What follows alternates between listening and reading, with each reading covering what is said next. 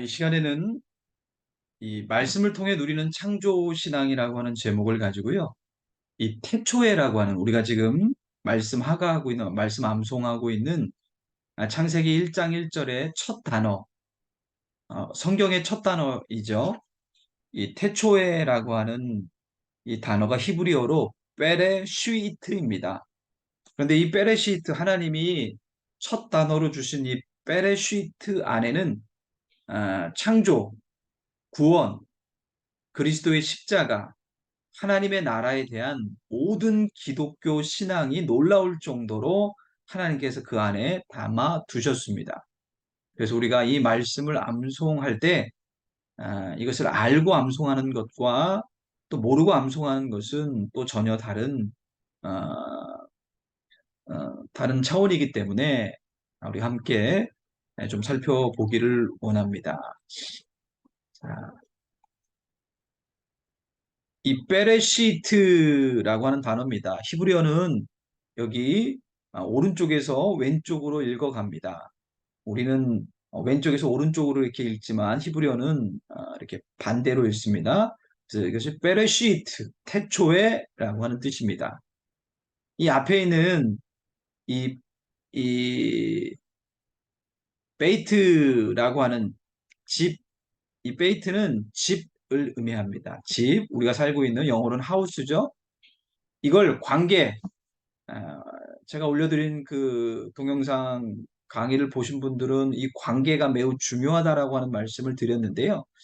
이 베이트가 대화 관계로 보면 우리의 심령, 여러분의 심령, 너희의 심령이 하나님의 성전인 것을 너희가 모르느냐라고 말씀하셨던 그 우리의 심령이 교회이자 집이자 하나님의 나라일 수 있죠.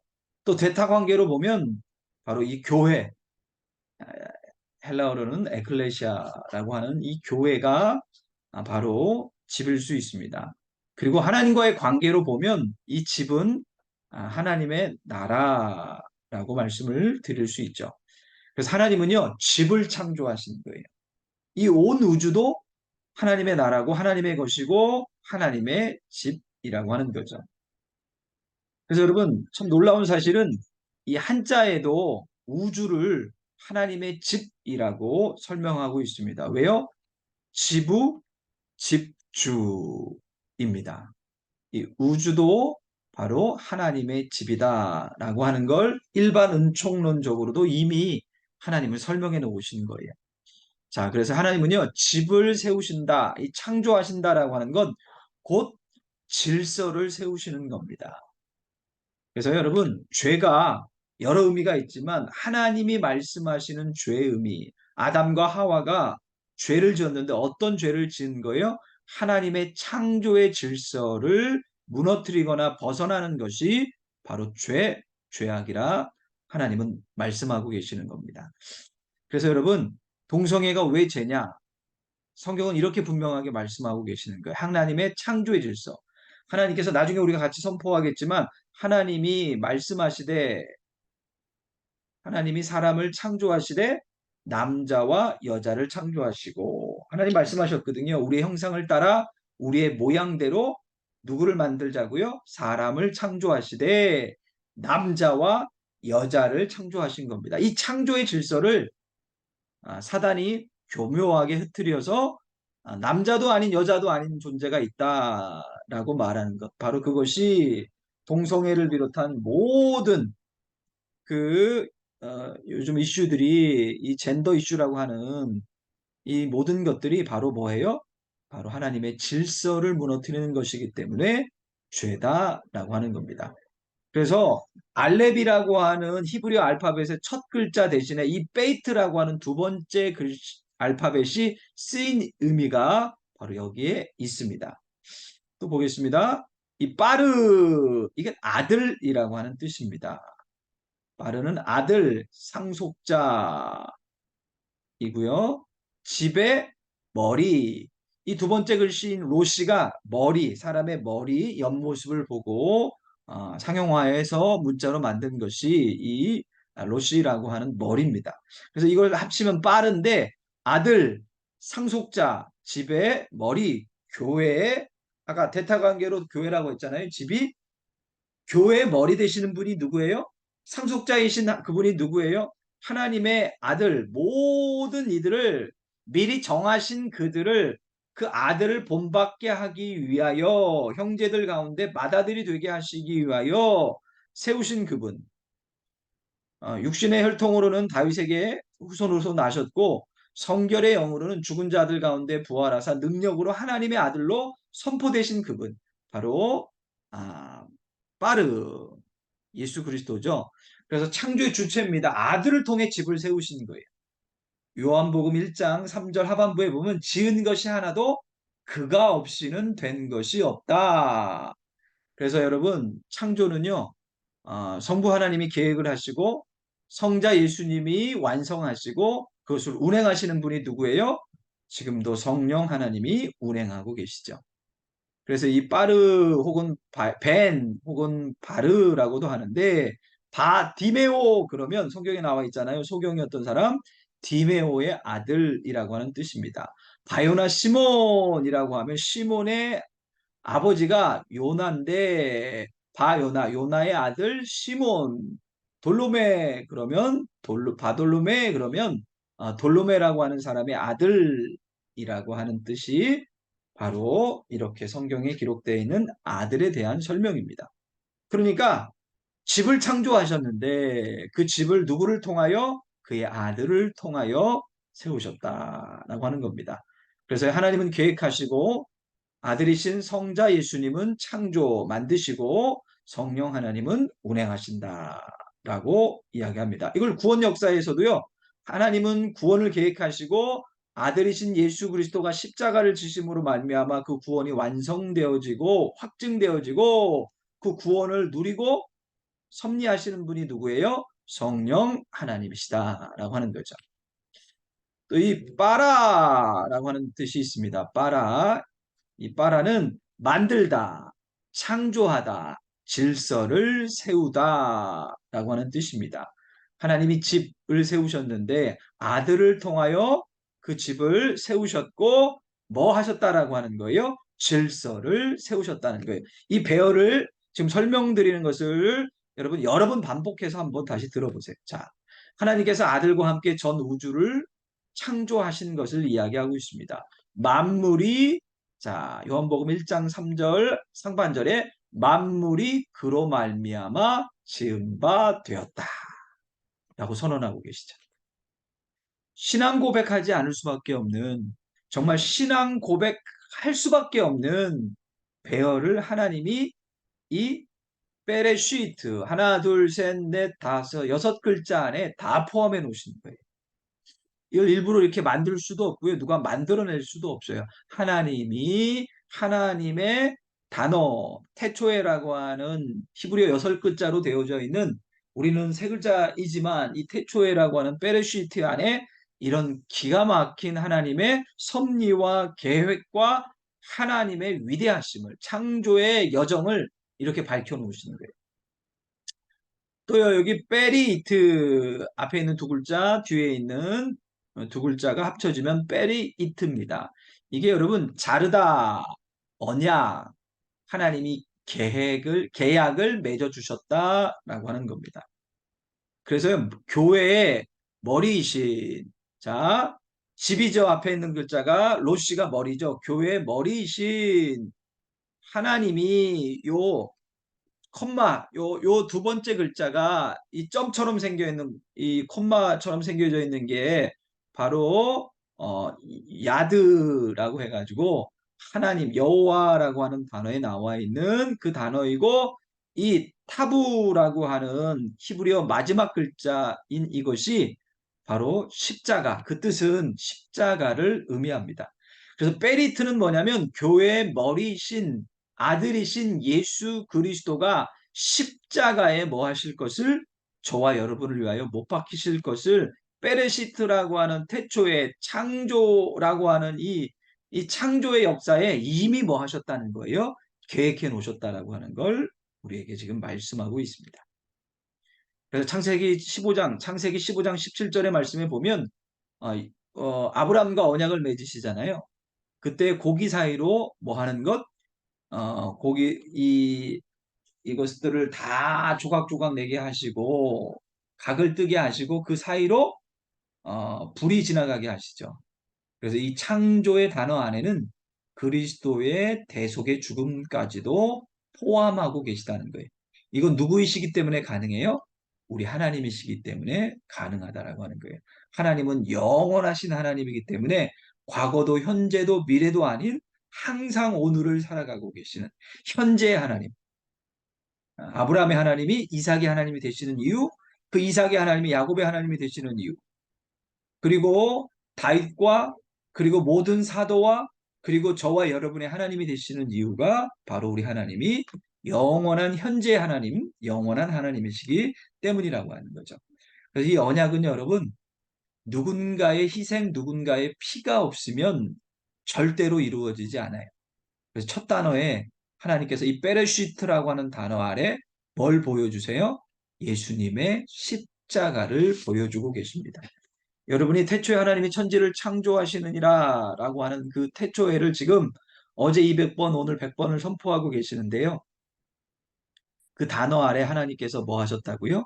이 놀라운 하나님의 은혜를 지금 보여주고 계시는. 또 여러분 이 뒤에 나오는 세 글자 슈이트라고 하는 단어로 이게 가시라고 하는 뜻입니다. 여러분 우리가 생각하는 장미의 가시나 아카시아 가시처럼 이 잔가시가 아니고요. 3cm에서 5cm 이 크기가 강하고요. 억세서요. 이렇게 부러뜨릴 수 없어요.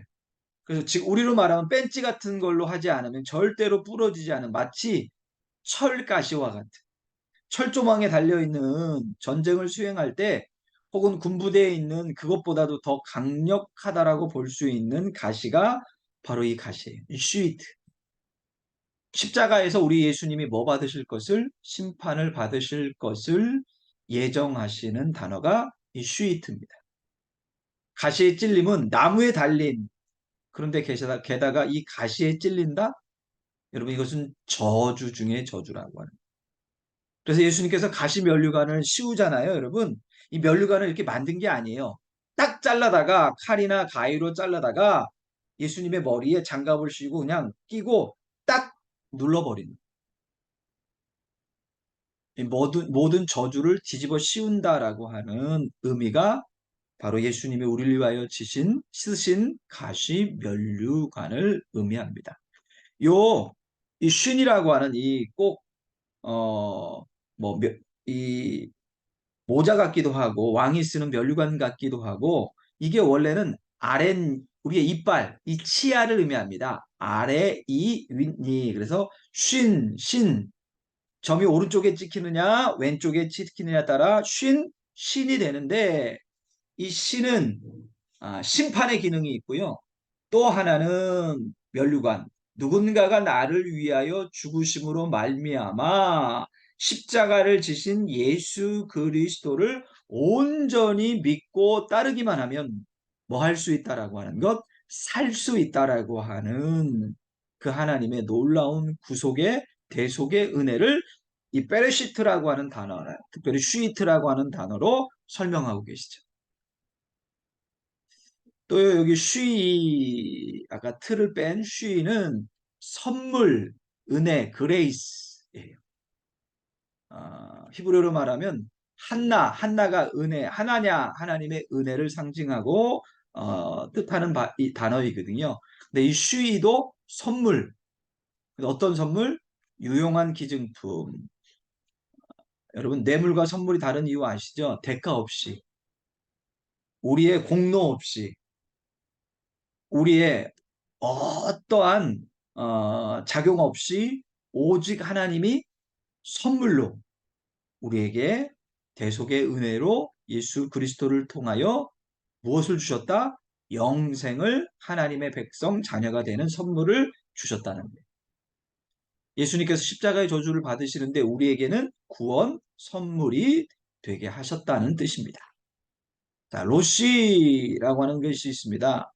여러분 시간의 시작 첫머리 우두머리라고 하는 뜻도 있죠. 새해를 시작할 때 그들은 로시라고 하는 단어를 이스라엘 백성들은 지금도 씁니다. 이건 역사의 시작 그리고 구원과 심판의 시작을 의미하는 단어입니다.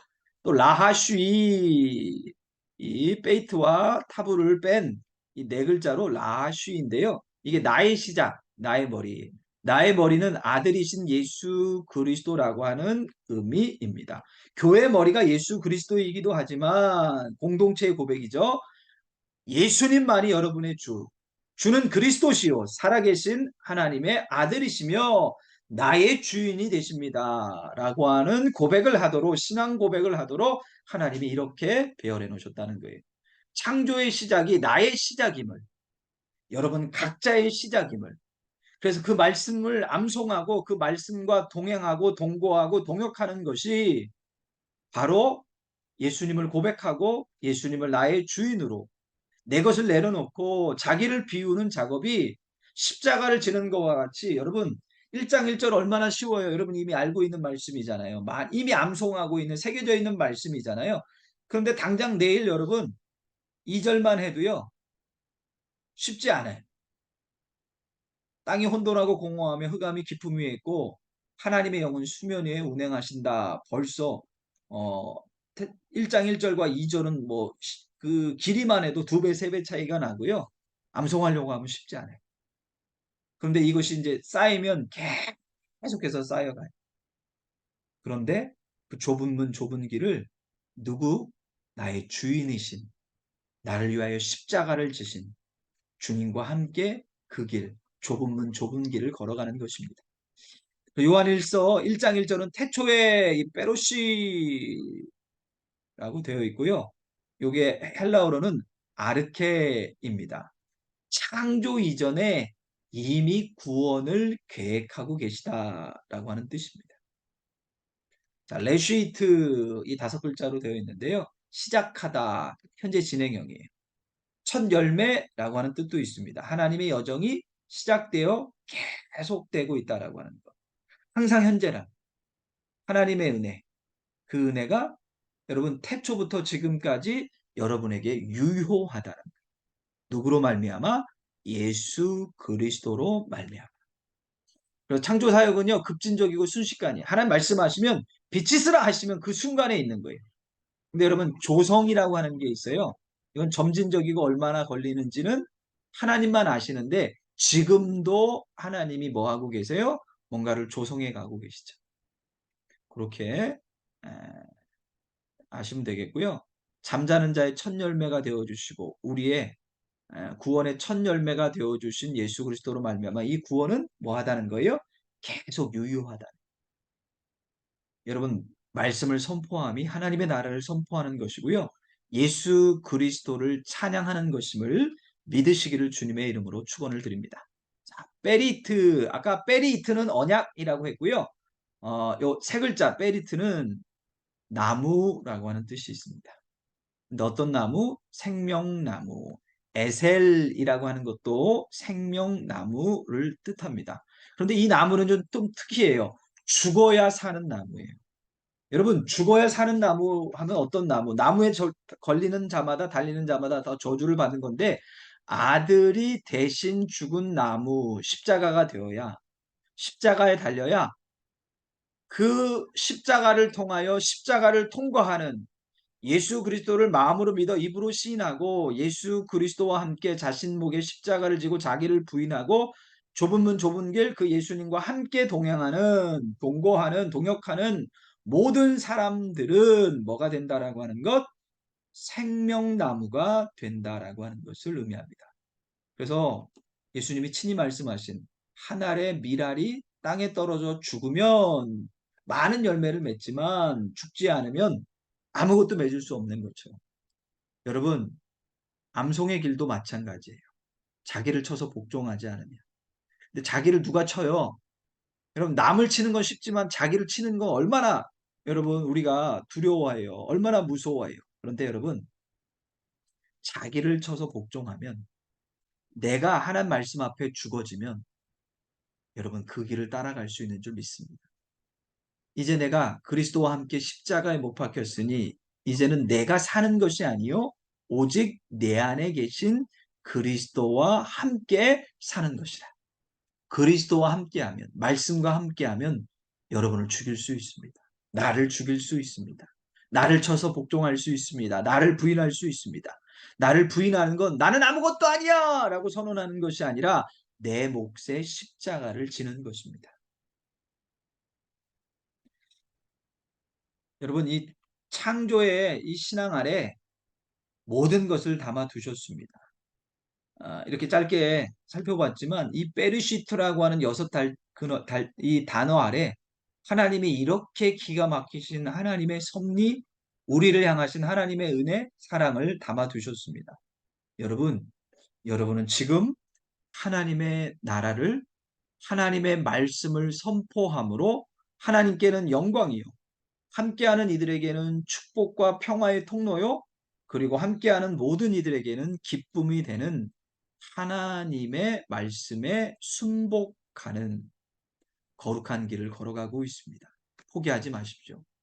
여러분, 또 뒤돌아보지 마십시오. 남 의식하지 마십시오. 여러분, 시간을 정하여 이 하나님의 말씀과 늘 함께하는 하나님의 나라를 이루어가는, 여러분이 머무는 곳에 하나님의 통치와 하나님의 나라가 날마다 이루어질 수 있기를 주 예수 그리스도의 이름으로 축원드립니다. 감사합니다.